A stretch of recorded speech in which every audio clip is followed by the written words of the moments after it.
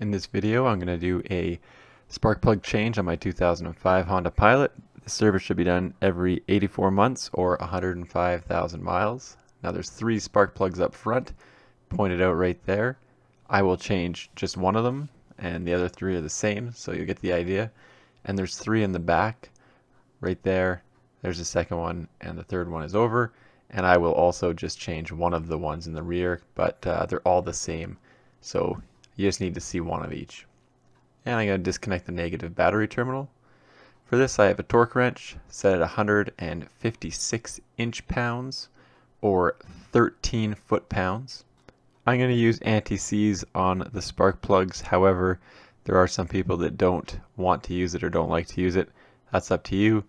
I will be using some dielectric grease on the ignition coils. I have a 6mm Allen key on a socket, and I have a spark plug gauge to ensure the gap is correct when I pull the spark plugs out. I got a regular ratchet, and to get at the spark plugs, the combination I found most useful is a short extension with a universal joint, and then have the deep spark plug socket.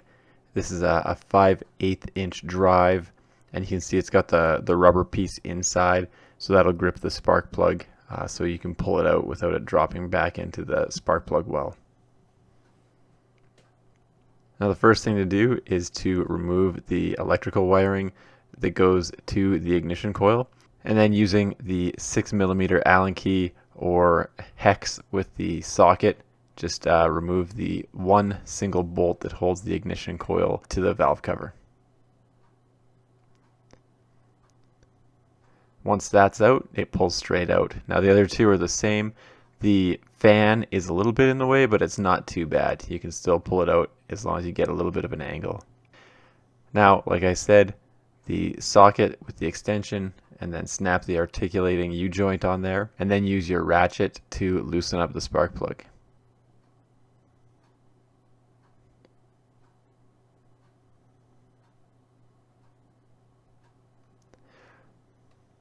Once it's loose, it should be able to come out by hand without any issues.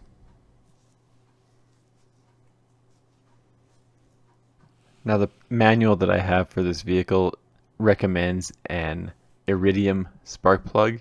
I am using platinum spark plugs for this, but they are NGK Iridium plugs that the Honda manual recommends. I've been using these platinum plugs for about 7 years and have never had an issue with them. Now, because I'm doing this as more of an inspection, following my significant valve job that I had to do, I just want to see the condition of the plugs after about 10,000 miles of driving, and they look good. I don't find any oil or deposits on these spark plugs.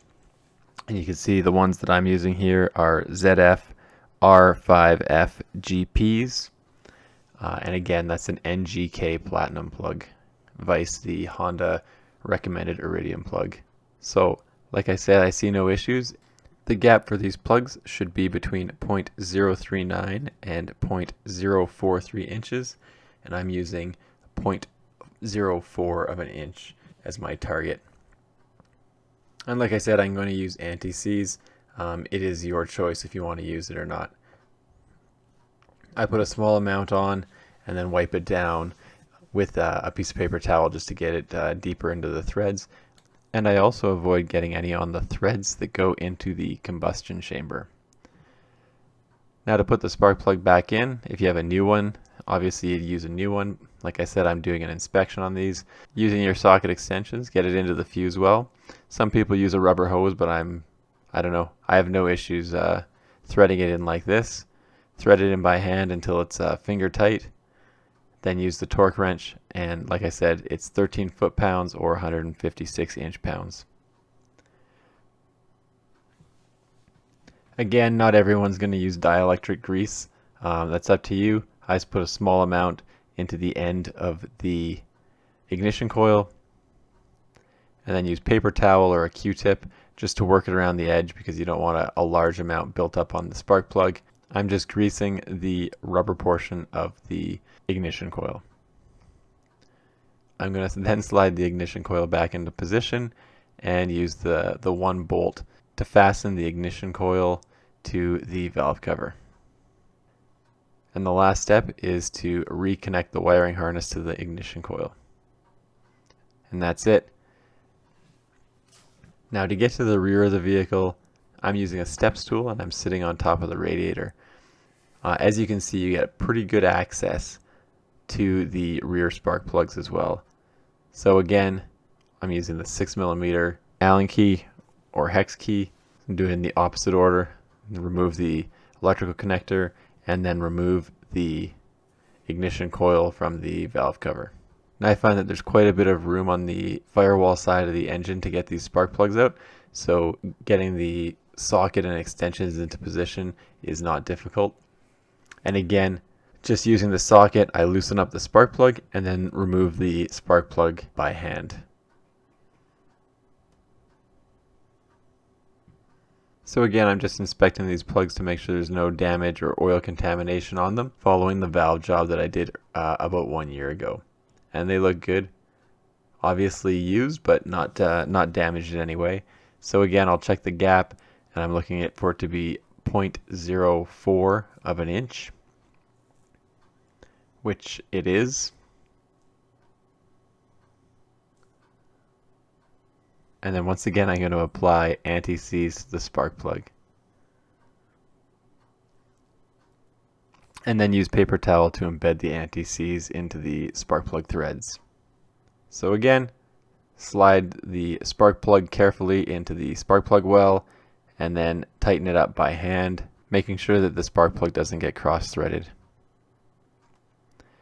Once it's in as tight as you can get by hand, use your torque wrench and bring it to 13 foot-pounds. Once again, I'll put dielectric grease onto the interior portion of the ignition coil and spread it around with paper towel. And then reinsert the ignition coil into the spark plug well and bolt the ignition coil back down to the valve cover. Once that's done, we'll connect the electrical connector back to the ignition coil. And that's all there is to it. Now that the plugs are all back in, I'll just use a 10mm socket to fasten the negative battery terminal back onto the battery and start the vehicle. Now the Honda dealership I called here in Edmonton quoted me $30 per plug plus 1 hour of labor for $340 plus tax. So basically $350. I found that I can get 2 of the platinum plugs for $12 each for a total of $36. This gives me a total savings of about $314. If you're using Iridium plugs, they cost about $18 each Canadian. And if you buy 6 of those, your savings over the dealership would be about $240. Anyway, thanks for checking out my video, and don't forget to like and subscribe.